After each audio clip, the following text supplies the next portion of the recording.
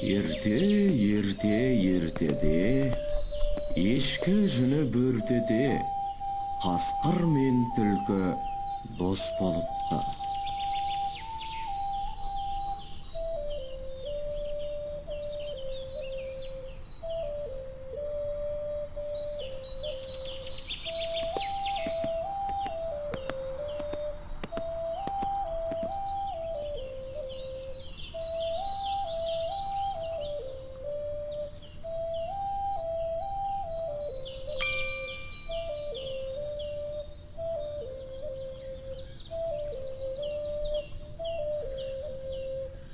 Бір күні олар нағыз достарша сапарға бірге аттанбақ болады.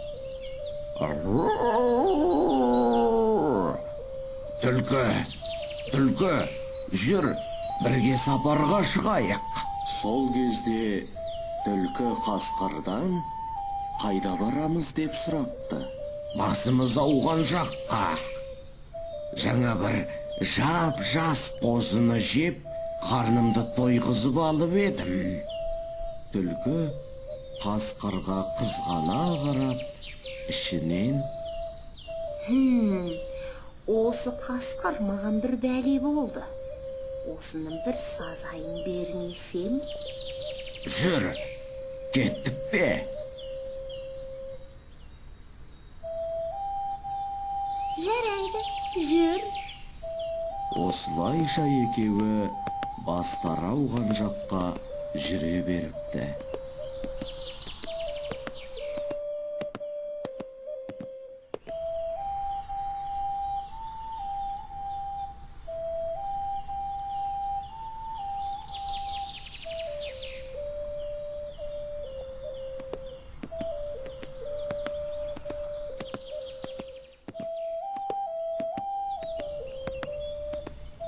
Аз жүрді ме, көп жүрді ме белгісіз, шаршап шалдыққан қасқыр мен түлкі бір жардың шетіне келіп тоқтапты.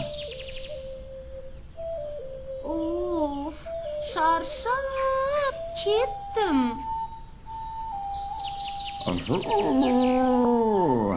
Мен де шаршадым. Осы кезде түлкінің басына бір қулық келеді. Әй, қасқыр! Шаршадым деген не? Есінде сенің әкең бұна бір жардан секіріп өтетін. Осылай жүгіріп келіп, секіретінде кететін. Әй, бірақ саған әкеңдей болу қайда? Түлкінің айтқан өтірігіне сеніп қалған қасқыр: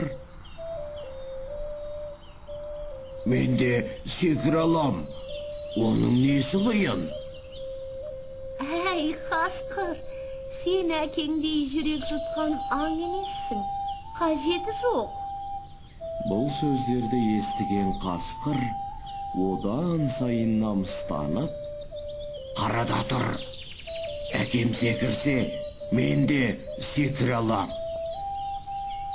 Қасқыр біраз артқа қайтып,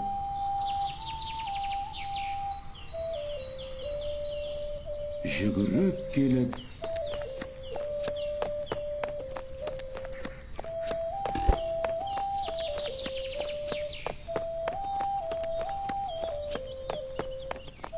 тура жардың бітер жерінен тоқтап қалады.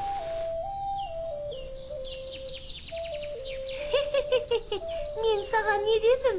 Секірмей-ақ қой. Жоқ, қазір секіремін. Қасқыр тағы да жүгіріп келіп,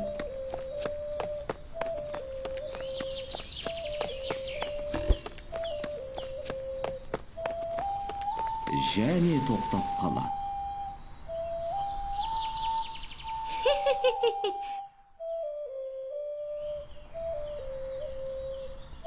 Ей, түлкі, неге күліп тұрсың? Неге күлуші едім? Есіме сенің әкең түсіп кетті.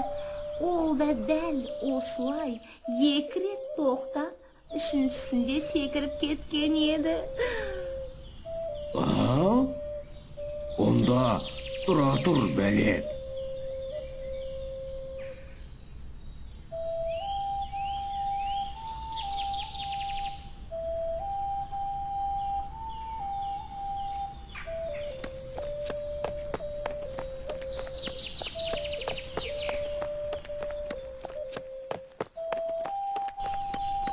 Қасқыр артқа қайтып, жүгіріп келіп жардан секіріп қалады.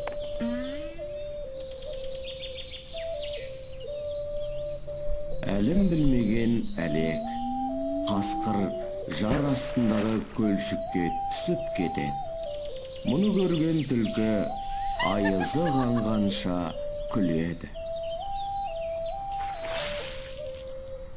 Әй, сен не, мені алдадың бей? Неге күліп тұрсың? Ей, ақымақ, сенің де әкең осылай құлап тынған еді. Қош, сау бол.